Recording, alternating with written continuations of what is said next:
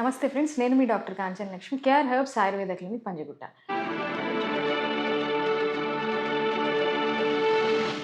ఈ వీడియోలో మనము నేసల్ పాలిప్స్ అండ్ సైనసైటిస్ ఈ 2 సమస్యలకు కూడా ఎటువంటి సర్జరీ కానివ్వండి, ముక్కులో ఎటువంటి అప్లికేషన్ లేకుండా కేవలం 20-30 రోజుల్లో ఇంటర్నల్ మెడికేషన్స్ ద్వారా మాత్రమే ఖచ్చితమైన చికిత్స ఏదైతే ఉందో దాని గురించి ఈ వీడియోలో మనం మాట్లాడుకుందాం.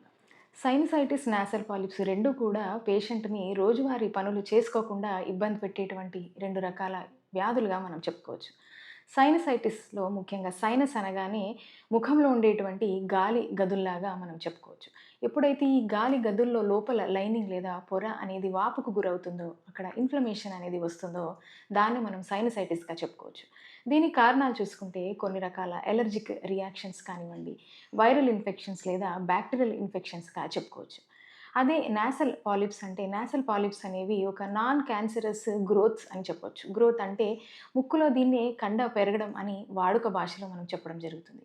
ఈ కండ అనేది నోస్ యొక్క లైనింగ్ అంటే ముక్కు లోపలి పొర లేదా ఈ సైనస్‌లలోని పొర అంటే చెంపల దగ్గర ఉండే ఏవైతే ఈ సైనస్‌లు ఉంటాయో ఇక్కడ లోపలి పొరలో గూడా ఈ కండ అనేది పెరగడం జరుగుతూ ఉంటుంది. దీనికి కారణాలు చూసుకున్నట్టయితే క్రానిక్ ఇన్‌ఫ్లమేషన్ అంటే ఎక్కువ రోజులు ఈ యొక్క వాపు అనేది ఎప్పటికీ ఉండడం వల్ల ఈ యొక్క పాలిప్స్ అనేవి పెరుగుతూ ఉంటాయి. లేదా కొన్ని రకాల అలర్జిక్ రియాక్షన్స్ అంటే ఎప్పుడైతే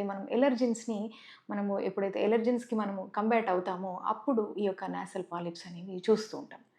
ఈ 2 కూడా ఒక్కొక్కసారి ఒకదాంతో ఒకటి కూడుకొని చాలామంది పేషెంట్స్‌లో ఈ 2 కూడా కలిపి వస్తూ ఉంటాయి.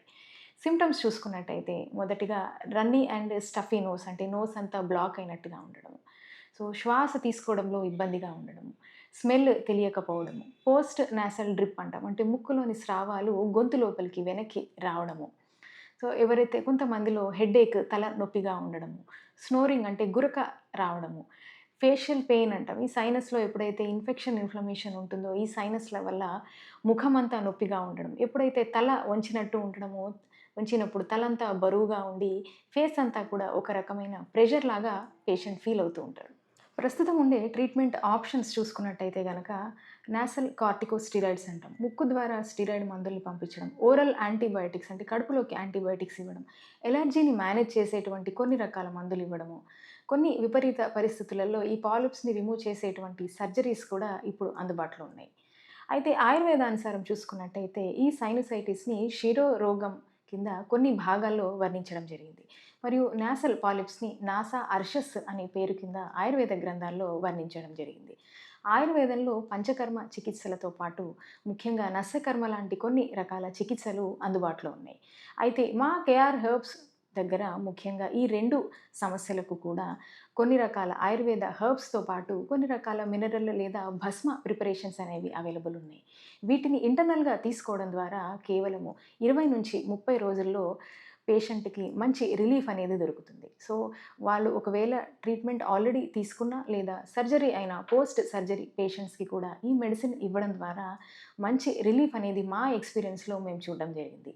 ఈ 1 మంత్ ట్రీట్మెంట్ ప్రొసీజర్ తర్వాత వాళ్ళు ఫర్దర్‌గా నాసల్ డ్రాప్స్‌ని కంటిన్యూ చేసుకోగలిగితే కొన్ని రోజులు వాళ్ళకు ఒక పర్మనెంట్ చికిత్స అనేది మా కేఆర్ హెర్బ్స్ ద్వారా లభిస్తుంది.